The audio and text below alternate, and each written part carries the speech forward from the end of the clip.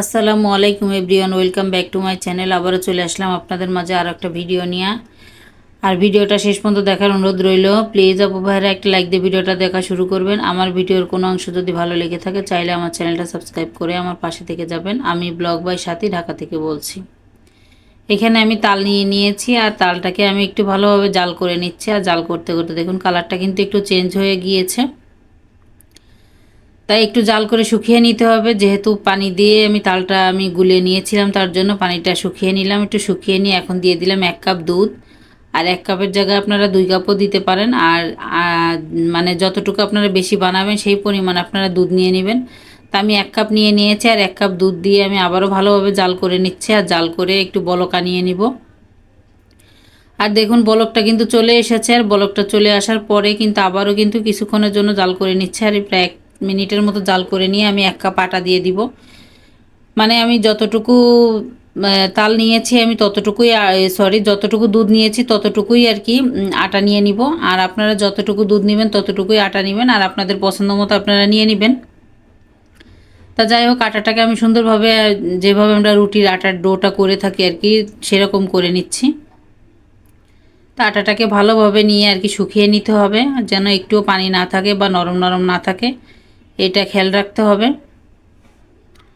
তা কিন্তু আমি সুন্দরভাবে কিন্তু আটাটাকে আমি পানিটা শুকিয়ে নিচ্ছি। আর এইভাবে কিন্তু শুকিয়ে নিতে হবে। তা আপু ভাইয়েরা সবাই কেমন আছেন? আশা করি সবাই ভালো আছেন। আর আলহামদুলিল্লাহ আমরাও ভালো আছি। আর আমাদের জন্য অবশ্যই দোয়া করবেন। যে যেখান থেকে আমার ভিডিওটা দেখে থাকেন সবার জন্য দোয়া ভালোবাসা রইল। সবার জন্য অবশ্যই দোয়া করে থাকি। আর সবাই যেহেতু এখন আমার পরিবারের একজন হয়ে গিয়েছে, তা আটাটা কিন্তু আমার ভালোভাবে করা হয়ে গিয়েছে। এখন নামিয়ে নিচ্ছে, নামিয়ে নিয়ে একটু ঠান্ডা করে নিব। আর ঠান্ডা করে নিয়ে তারপরে আমি যেটা আর কি বানাবো সেটা তো আপনাদের মাঝে শেয়ার করব, বা অনেকে থাম্বনেল দেখে বুঝতে পেরে গেছেন যে কি বানাবো আমি। তা আমি এই যে এখানে একটা পাতিল নিয়ে নিয়েছি। আর পাতিলের ভিতর নিয়ে নিলাম চিনি। 1 কাপ চিনি নিয়েছি, মানে একটু কম আছে আর কি। আর যতটুকু চিনি নিব ততটুকুই পানি দিতে হবে। পানিটা দিয়ে আমি জাল করে নিব। একটা এলাচের মুখ ফাটিয়ে দিয়ে দিব। আর এলাচটা অপশনাল, না দিলেও কোনো সমস্যা নেই। তো চিনিটাকে আমি ভালোভাবে জাল করে নিব আর কি। জাল করে নিয়ে আর কি একদম শুকিয়ে ফেলবো না, মানে যখন আঠালো একটা ভাব চলে আসবে তখনই নামিয়ে রাখতে হবে। তো চিনিটাকে আমি সুন্দরভাবে জাল করে নিচ্ছি। আর এখন দেখুন বলক চলে এসেছে। আর বলক আসার পরেও কিন্তু কিছুক্ষণ জাল করে নিয়েছে আর আঠালো ভাব চলে এসেছে। আমি হাত দিয়ে দেখিয়ে দিচ্ছি। আর বেশি কিন্তু শুকিয়ে ফেলা যাবে না। তা আমি এখন নামিয়ে রাখছি। নামিয়ে রেখে আমি আটাটাকে ভালোভাবে মেখে নিব, যেমন রুটির ডোটা করে থাকি আর কি সেভাবে মেখে নিব। তো একটু ঘি নিয়ে নিচ্ছি। আর আপনার হাতে বা কাছে যদি ঘি না থাকে তাহলে আপনারা তেল দিয়ে নিতে পারেন, সয়াবিন তেলটা নিয়ে নিতে পারেন আর কি। তা আমি ভালোভাবে মেখে নিচ্ছি। তো এইভাবে যদি ভালোভাবে মেখে নেওয়া হয় তাহলে কিন্তু মানে সুন্দর হবে পিঠাগুলো। আর মূলত ঘিটা দিলে খেতে একটু ভালো লাগে, তার জন্য ঘিটা দেওয়া হয়েছে। আর তেলটা দিলে কিন্তু অত ফ্লেভারটা ভালো আসবে না।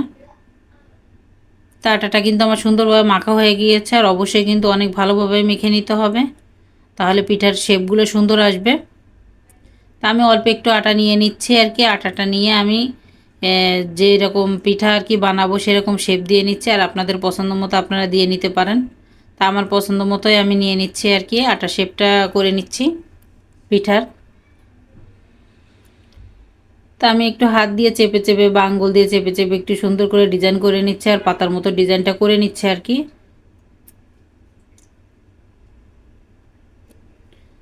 তা আমি কিভাবে করছি অবশ্যই দেখে তো বুঝতে পারছেন যে কিভাবে করতেছি। আর এটা তো মানে যার যার পছন্দ, যে যেভাবে ভালো লাগে সে সেভাবে করবে।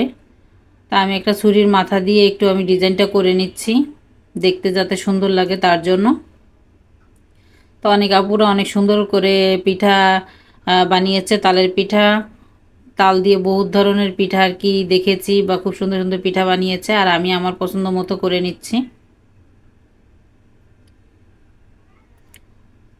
তা আমি আরও একটা আপনাদের মাঝে শেয়ার করছি, দেখিয়ে দিচ্ছি আর কি যে কিভাবে আমি করেছি।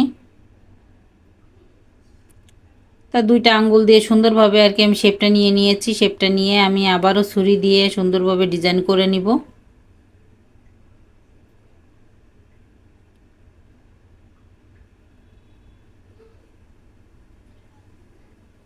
তো দেখুন আমার কিন্তু পিঠা দুইটা পিঠা হয়ে গিয়েছে।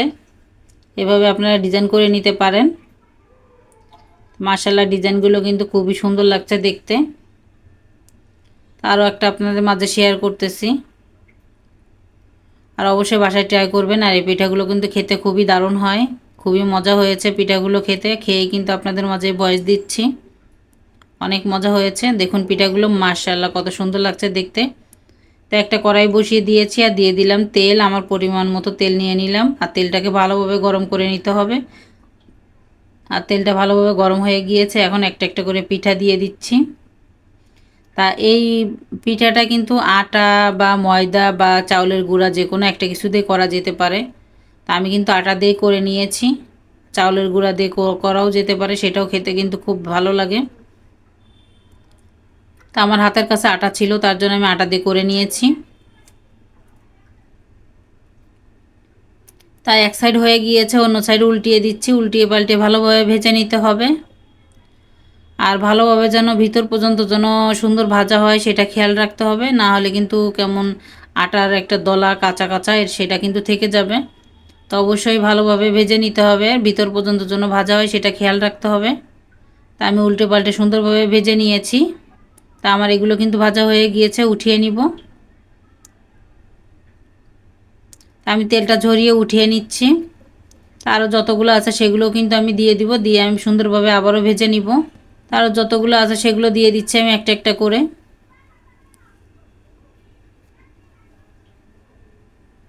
পিঠাগুলো কিন্তু খেতে দারুণ হয়েছিল আর দেখতেও অনেক সুন্দর হয়েছিল। তো এগুলো আমি উল্টিয়ে পাল্টে ভেজে নিচ্ছি। আর বেশি করে বানাবেন, এতটা মজা হয় যে সঙ্গে সঙ্গে শেষ হয়ে যাবে, এতটা মজা হয়েছে। বেশি করে বানিয়ে রাখবেন, তাহলে দেখবেন আপনার ভাগে পাবেন, না হলে কিন্তু আপনার ভাগে পাবেন না। তা আমি চিনি শিরাটা কিন্তু এই যে আমি একটা বাটির ভিতর ঢেলে নিয়েছি। ঢেলে নিয়ে আমি পিঠাগুলো দিয়ে দিচ্ছি। আর পিঠাগুলো একটু গরম বা চিনি শিরাটা একটু হালকা গরম থাকলে কিন্তু ভালো হবে, পিঠার ভিতরে ভালোভাবে চিনি শিরাটা ঢুকবে, না হলে কিন্তু আটাটা আর কি পিঠাটা শক্ত হয়ে যাবে আর কি, আটা যেহেতু দেওয়া আর তেলে ভাজা যেহেতু, তার জন্য একটু গরম থাকা অবস্থায় দিতে হবে। একটু গরম গরম থাকলে ভালো হবে, সুন্দরভাবে ভিতরে শিরাটা ঢুকে একদমই নরম হয়ে যাবে পিঠাটা। তা আমি এলাচটা সরিয়ে ফেলছি। এলাচের কাজ শেষ হয়ে গিয়েছে, এখন আর এলাচের কোনো প্রয়োজন নেই। তা পিঠাগুলো কিন্তু আমি দিয়ে সঙ্গে সঙ্গে কিন্তু উল্টিয়ে পাল্টিয়ে নিচ্ছি আর কি, নাহলে এক সাইডেই শিরাগুলো সব চুষে খেয়ে নিবে আর অন্য সাইডে কিন্তু শিরাগুলো থাকবে না আর কি, মানে চিনির রসটা আর কি লাগবে না, তার জন্য দিয়ে সঙ্গে সঙ্গে উল্টে পাল্টে রাখতে হবে। তা আমি কিন্তু দেখুন আমি এই যে আপনাদের মাঝে কিন্তু শেয়ার করতেছি, এখানে কিন্তু ভিডিও আমি একটুও কাটিনি। তো এই যে উল্টে পাল্টে দিয়েছি, আর এই যে এখন আবারও কিন্তু আমি উল্টে দিয়েছি, দিয়ে আমি এই যে এইভাবে 10 মিনিটের মতো রেখে দিব। তো 10 মিনিটের মতো রেখে দিয়ে আপনাদের মাঝে চলে আসলাম। তো আমি একটা আপনাদের মাঝে কেটে দেখাচ্ছি যে কত সুন্দর হয়েছে।